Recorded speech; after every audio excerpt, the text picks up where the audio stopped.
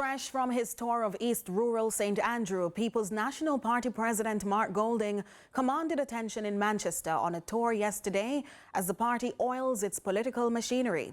The party lost 2 of the 3 seats it held in the parish prior to the 2020 general elections. Golding condemned the Prime Minister for his response to the anti-corruption framework while reacting to crime control under the JLP. Tackling myriad issues in the central parish in this an election year, PNP President Mark Golding spared time to address matters he deemed of international importance. At the moment, I'd say the Prime Minister's challenge to the Integrity Commission Act and to the section of the Corruption Prevention Act that deals with the offence of illicit enrichment represent a clear and present danger to Jamaica's democratic system and the anti-corruption fight that the whole society is engaged in.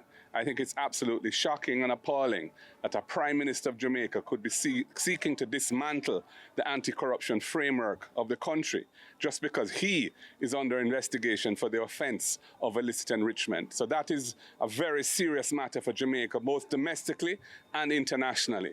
Golding, whose supporters have been hailing him as the next Prime Minister, shared hopes around the next general elections. Generally speaking, we are in favour of participatory democracy, and we want to see local government raised to a new level so that the people are well represented at the local level as well.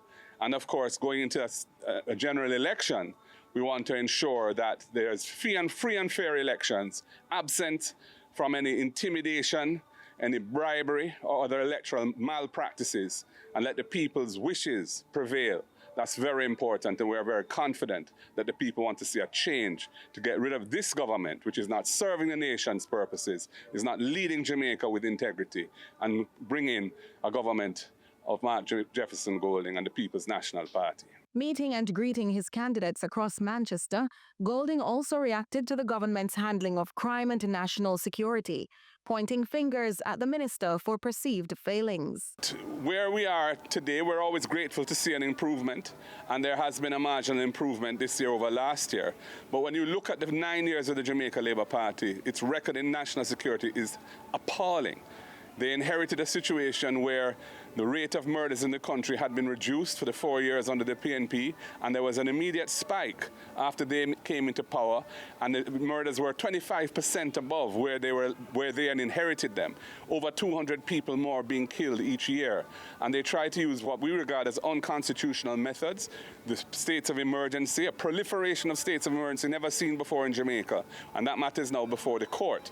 What we have been saying all along is that proper policing, the use of intelligence, and using the anti-gang framework that we passed effectively is the way to go to tackle the more serious criminals in the country. A model Golding says the current commissioner has seemingly bought into. As he met with Jamaicans of varying ilk, he advocated a PNP win, reminding a government under his leadership will be a catalyst for change. Meantime, PNP candidate for North East Manchester Valentin Wint says the constituency is ready for a PNP administration.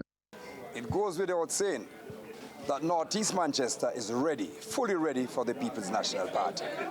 I have the blueprint to change North East Manchester.